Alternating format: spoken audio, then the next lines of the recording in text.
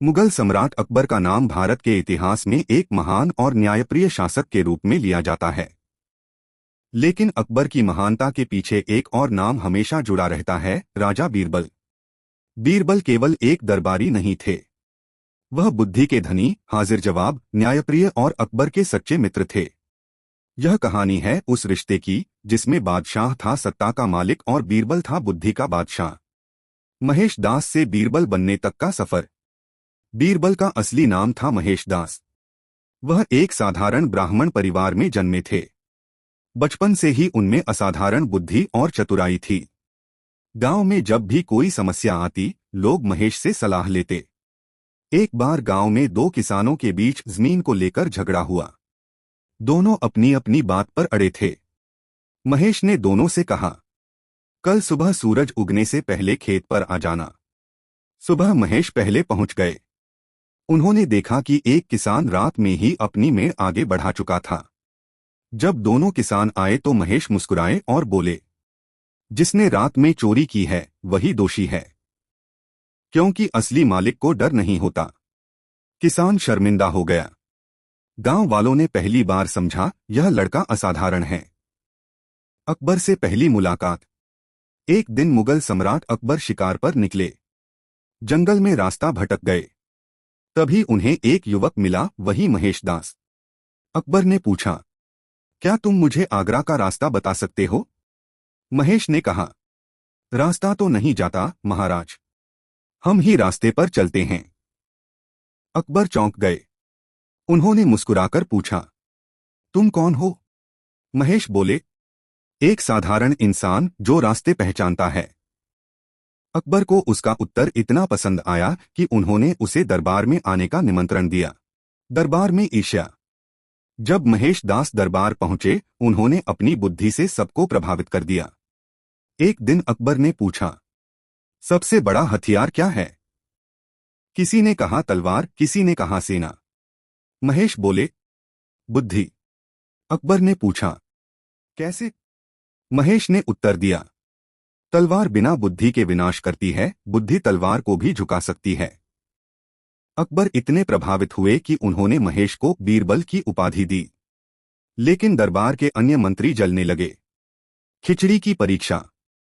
एक सर्द रात अकबर ने कहा, अगर कोई पूरी रात यमुना नदी में खड़ा रहे तो उसे 1000 सोने के सिक्के दूंगा।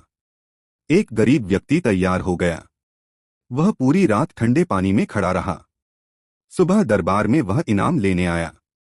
अकबर ने पूछा, तुम्हें ठंड नहीं लगी? उसने कहा, दूर महल की एक दीपक की लौ देखता रहा, उसी से हिम्मत मिली।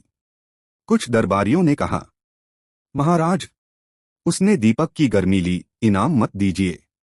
अकबर मान गए। गरीब रोता हुआ बीरबल के पास पहुंचा। अगले दिन बीरबल ने महल के बाहर एक पेड़ पर ऊंचाई पर हांडी लटका दी और नीचे बहुत दूर आग जलाई। अकबर ने पूछा, यह क्या कर रहे हो? बीरबल बोले, खिचड़ी पका रहा हूं। अकबर हंसे, इतनी दूर से खिचड़ी कैसे पकेगी? बीरबल मुस्कुराए, जैसे यमुना में खड़े आदमी को दूर के दीपक से गर्मी मिल गई। अकबर समझ गए। उन्होंने तुरंत गरीब को इनाम दिया। सबसे बड़ा मूर्ख कौन?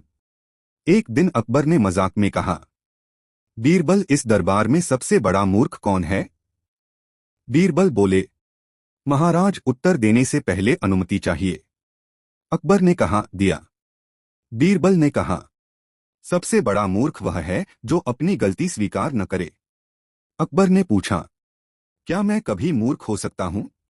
बीरबल बोले, जब आप अपनी गलती मानने से इनकार करेंगे। दरबार में सन्नाटा छा गया। अकबर ने हंसते हुए कहा, तुम्हारी यही बात मुझे पसंद है, सच्चाई। चोर कौन? एक व्यापारी रोते हुए दरबार में आया। उसके पास से कीमती हीरा चोरी हो गया था। 4 नौकरों पर शक था। बीरबल ने चारों को एक एक लकड़ी की छड़ी दी और कहा, जिसने चोरी की है उसकी छड़ी रात में 2 इंच बढ़ जाएगी। सुबह सब आए। एक नौकर की छड़ी 2 इंच छोटी थी। बीरबल बोले, चोर यही है। इसने डर के कारण छड़ी काट दी। नौकर ने अपराध स्वीकार कर लिया। दोस्ती की गहराई। समय के साथ अकबर और बीरबल के बीच गहरा विश्वास बन गया। अकबर कहते थे, अगर मेरी तलवार राज्य की रक्षा करती है तो बीरबल की बुद्धि मेरे सम्मान की। लेकिन दरबार में ईर्ष्या बढ़ती जा रही थी। कुछ मंत्री सोच रहे थे, अगर बीरबल न रहे तो हम शक्तिशाली बन सकते हैं। और यहीं से शुरू होती है एक बड़ी साजिश, बीरबल के खिलाफ साजिश। दरबार में कुछ मंत्री बीरबल से जलते थे। उन्हें लगता था कि बीरबल की वजह से बादशाह केवल उसी की सुनते हैं। एक दिन उन्होंने योजना बनाई। उन्होंने अकबर से कहा, महाराज, बीरबल अपनी बुद्धि का घमंड करने लगे हैं। राज्य में लोग उन्हें आपसे भी अधिक मानने लगे हैं। अकबर मुस्कुराए, पर उनके मन में हल्की शंका जरूर जागी। उन्होंने सोचा, क्या सच में बीरबल में अहंकार आ गया है? सच्चाई परखने के लिए उन्होंने एक कठिन परीक्षा लेने का निश्चय किया। स्वर्ग से संदेश। अकबर ने एक दिन दरबार में घोषणा की, मुझे अपने पूर्वजों का हाल जानना है। कौन है जो स्वर्ग जाकर संदेश ला सकता है? सभी दरबारी चुप। फिर एक मंत्री बोला, महाराज, बीरबल सबसे बुद्धिमान हैं। वही यह काम कर सकते हैं। अकबर ने बीरबल की ओर देखा। बीरबल समझ गए, यह सीधी चुनौती नहीं, साजिश है। उन्होंने शांत स्वर में कहा, महाराज, मैं तैयार हूं, पर स्वर्ग जाने में समय लगेगा। दरबार में एक नकली साधु बुलाया गया, जिसने दावा किया कि वह विशेष यज्ञ करके किसी को स्वर्ग भेज सकता है। योजना थी, यज्ञ की अग्नि में बीरबल को जला दिया जाए। बीरबल की चाल। यज्ञ से पहले बीरबल ने कहा, महाराज, मेरी एक अंतिम इच्छा है, मुझे घर जाकर परिवार से मिलने दें। अकबर ने अनुमति दी। बीरबल घर गए और अपने विश्वस्त सेवकों के साथ योजना बनाई। यज्ञ स्थल पर एक गुप्त सुरंग पहले से तैयार करवाई गई। अगले दिन यज्ञ हुआ। धुएं और मंत्रों के बीच बीरबल अग्नि में कूदे और सुरंग के रास्ते बाहर निकल गए। दरबारियों को लगा बीरबल जल गए। कुछ मंत्री मन ही मन खुश हुए।